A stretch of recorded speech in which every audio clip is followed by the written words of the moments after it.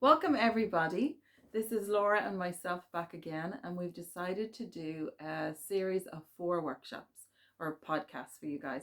And they're really around looking at things that are quite simple, but things maybe we don't often talk about in life, and how that impacts us. So, the first one that we're going to do is a talk on forgiveness, which I'm sure some people are going, what are they on about? They're back. I know. And when we talked about it first, we were chatting away, and then we thought, God, forgiveness is a really, an interesting one because there's so much information in that. There's so many thoughts around that.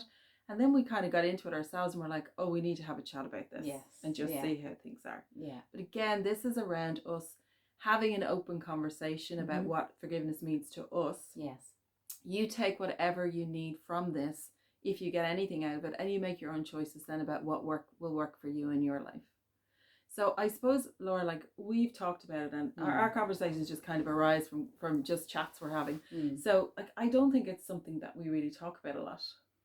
No, because I think forgiveness sometimes when we take it like face value, it's like you're hurt, so you don't want to show your vulnerability, and you don't want to bring it up because you think because the fact that you think somebody has hurt you, it's who are they hurting, you or your inner child, and it's bringing up old stuff and trauma and stuff that might have repeated itself over time, like, so I think that's why we don't bring it up. Yeah.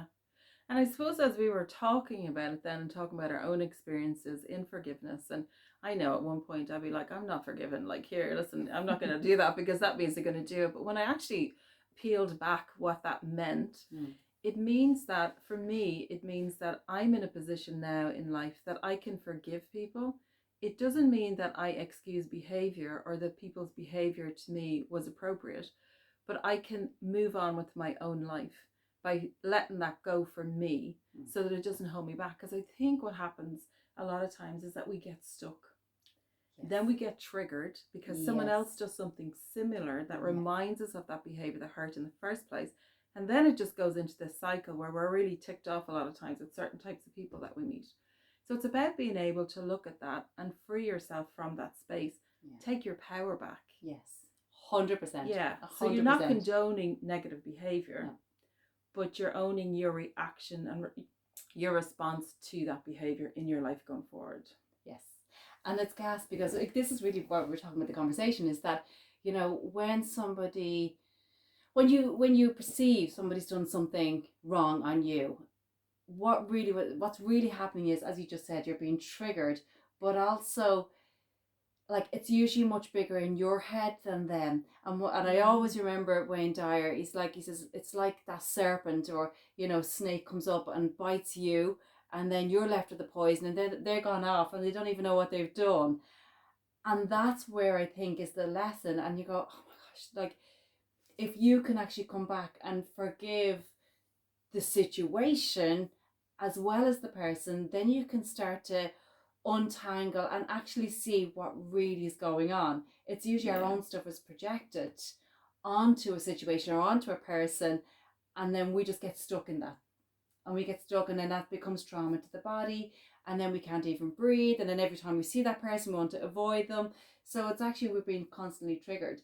So if you can actually come back and say, I'm going to let this go.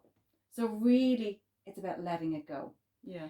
And the more you go, bless, there's my word again, bless. Everyone knows, like, double bless from that one. I've done it. I have done it in real life where, somebody really hurt me a long time ago, and I made a huge drastic decision in my life. And 6 months later, I went back and thanked them for their behavior. They did not get it, and that's fine by me. But I realized, gosh, I wouldn't have moved on if they didn't come into my life to trigger me to actually make this drastic decision. So I thanked them for that. So I realized, like, when I went through what the bigger picture, it's the bigger picture. Then I said, thank you. Gratitude came in. Yeah, because when I think of that, I think certainly in my younger years, I'd be like, I'm not. There's no way I would have ever thanked anyone. I'd be like, are you mad? Are you off your head? Like, I am not going up and saying thank you for being such a yes, whatever to me. But now I see it now. yes, Where I would, if I yes, did that, I understand the whole process involved in that now. yeah, So I could do that now. And I think though for a lot of people, that would be a tough sell, you know, for them to get the courage to do that or to see the value. So it's about, like, for us, it's about yeah, bringing this topic up. It's about having that conversation with yeah, yourself. yes, Are you holding on to something that is actually doing more damage to you yes, and blocking you from moving forward? yes, And you look at the other person and you go, sure, they're away. They don't care what's going on. Like, they're living their life. They're having a great time. So it's about, like, really going deep inside yourself and going, is this servicing me anymore? What am I doing with this yeah, anger, with this grief, with yeah, this hurt? Is it time, and is there a way for me to be able to unravel this a little for me, not for anybody else, yes, but for you? yeah. You know, so I think it's a lot. It takes a while though. Oh, it takes a while, but also if you understand how energy works, Yeah, the more you think of that situation, energy totally goes, and totally flows where you focus. So, completely. so if you're giving a situation or a scenario or a person your energy the whole time, you're just imagine that you're creating them and you're creating this even bigger. So for you, I've often said this, to Ava, take your ribbon back. Don't give them your energy. Take it back. They're not worth your energy. Yeah. So if you even understand how that works, then it's actually going, you know what, bless, I'm ready I'm willing to let that go and just not give your energy. And, and every time you think of a situation or a scenario, what I would tend to do is either flip it or think of something nice or someone nice and go, okay, thank God I have that. Or thank God, so bring my gratitude in, and it kind of dissolves, but also not even dissolves the forgiveness. It actually just takes my focus off it. So it doesn't have power over me and over. Doesn't grow legs. 100%. So, and that's, where I think it is. And I was only saying to you a few minutes ago, like, forgiveness, when somebody hurts you, really, why have they hurt you? And I don't even mean the actual situation, but it's because sometimes we have expectations on people and they don't meet our expectations. So therefore, it's our stuff again.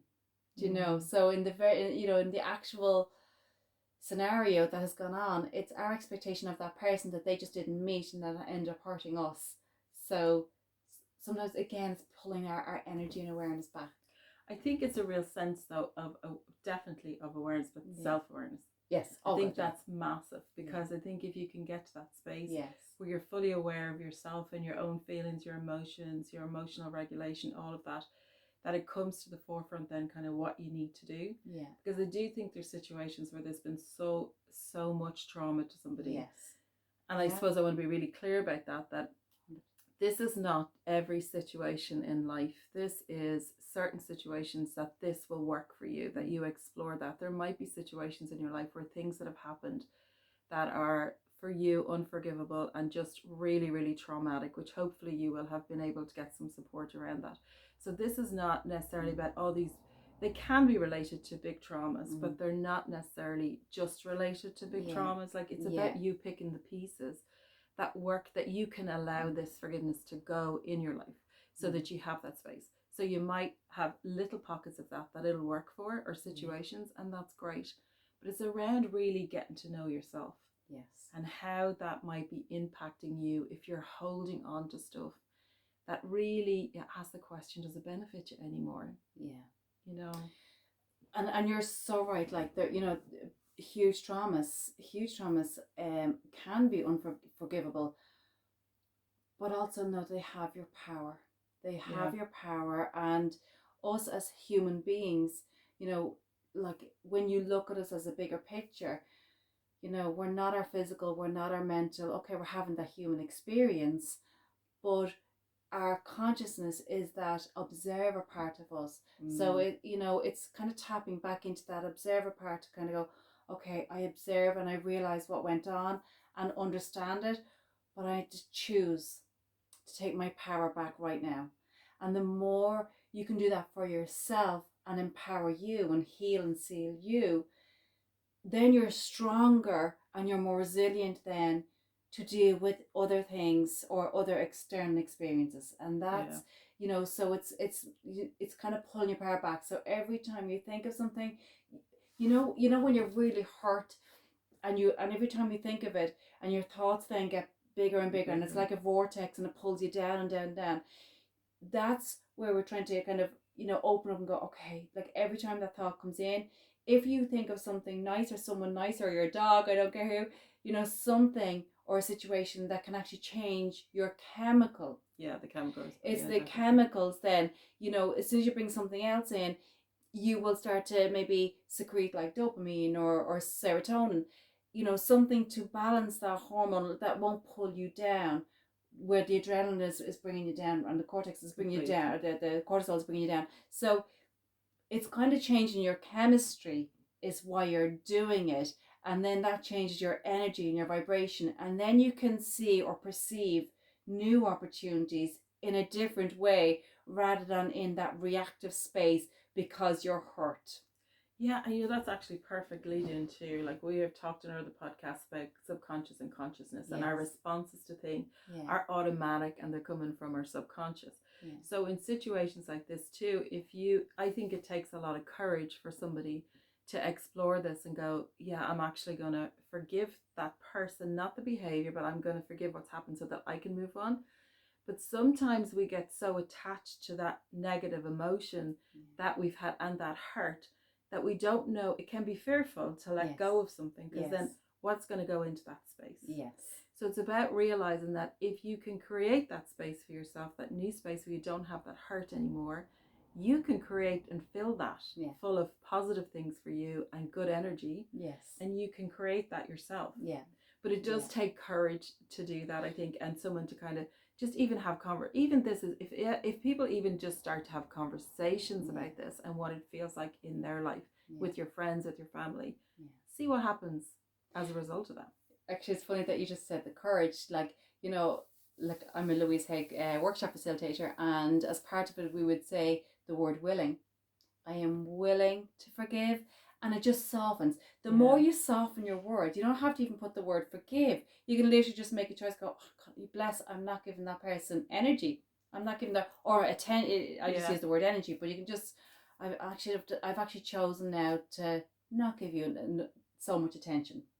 Yeah, I actually love that you've just said that. Not that, because sometimes the words, even when we started this and when we talked about forgiveness, and you're all probably going, "What the heck?" But actually, that's a really good point, because you label it what you need it to be, and as soft as you want to be.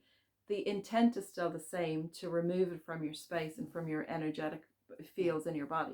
So it's still the same thing, but it's just whatever you want to call that. Really. So that's actually a really, really good point. You good see, job, I know, babe, I know. But it's, what it is? It's to soften the vibration around it. So by softening the words, you release the resistance, and then your body won't go, no. I'm not forgiving anybody. So it's actually, because you've softened it, you don't have as much resistance in the body. So then the body goes, okay, this feels this feels safe. Okay, I'm willing to change my attention and pay like attention to something else, or change your intention, so completely. Instead of like, oh, they hurt me, just go, you know what, bless, they were in my life. They're, there's a reason they're in my life. Okay, I may not see the bigger picture now, and that's okay too, but actually, you know what, they're not worth my energy. Actually, I hear myself saying it to Ava all the time when she comes in and goes, so-and-so gave out to me, or, so-and-so's mother gave out to me, and I'm like, bless, they're not worth your attention. And I get her to repeat it, and she goes, they're not worth my attention. You know? And then, bless, move on. More energy. So I know what we had tried to do at each end of our podcast before is give a little activity that might be helpful for you to be able to kind of remove, or to even think about ways to think about while, after this podcast, for yourself to kind of just process, and maybe even just have a discussion with a friend. So maybe a couple of things that you could do would be, journaling is really good too. So if you have a journal, or you have paper lying around that you want to start to work on some of this, is to just write down some of the things that you feel do hold you back, or that you get triggered by. right? So just give little examples to yourself of what they are, and everybody probably knows what they are themselves. So, and then just have put your, sorry, I should have said this first, put the page in two. So have all your triggers here, and then on the right hand side, look at what your choice is going to be. Are you going to continue to hold that for right now, or are you going to make a shift in that? So then you write down across from, you know, if you have one that so-and-so just really hurt me a while ago, or that just irritates me, then you write down, okay, I'm choosing now to shift that and take my energy back here. And then you consciously work to do that every day. So you do that activity for yourself, and try that for a week and see how it goes. The other one is through, you know, mindfulness and meditation. We both are very much involved in that. And so, you know, you can be doing a meditation, and it can become a part of that medication that you, sorry, not medication, meditation, another form, that you actually start to release in that meditation, that you consciously can see and just let go something, actually detaching from your body. And there's ways to do that, but it can be quite simple to do. But that's another easy way to let some of this anxiety and tension and stress and just ick that's inside us sometimes that we forget about, and just to let it out of the body in that sense. Would you have any other mantras? Yeah, brilliant. Affirmations. You know, a long time ago I went through stuff with banks and everything, you know, bless, and my mantra would be, today I'm free of AIB. But you know what the sweet thing is that actually I went in and did a talk for AIB, and I told them this, and they all laughed, and they're like, can we use that mantra? So you know, it was my daily mantra. You know, it was one of my issues at the time, and bless it, yeah, thank you universe, you know, today I'm free of AIB. Anybody there, AIB, we love you. So yeah, so it's mantras are amazing. Or you know, today, like, I choose to seal and heal, or today I am. I love that one. Well, I love that. I'm painting that one. Yeah, that's my. But heal. The other one is all is well in my world. All is well in my. I am safe. Simple. I am safe. All is well. So the more you put in mantras, you're creating, like we talked about, neuroplasticity. So you're talking about your new ways of thinking. So then that'll be your new default system. The more you do this, the more it becomes your natural reaction, you know, and response to life. So yeah, mantras are my favorite. Yeah, no, they're fantastic. Okay, well, that's it for today. We'll be back with another one, and our next one is going to be on kindness, which has there's a whole layers to that. Yes. We start getting into that, so that's actually going to be very interesting. So we wish you a fantastic bank holiday weekend. Enjoy yourselves, and hopefully you can use some of those activities for yourself. Thanks a million. See you guys. Bye. Bye.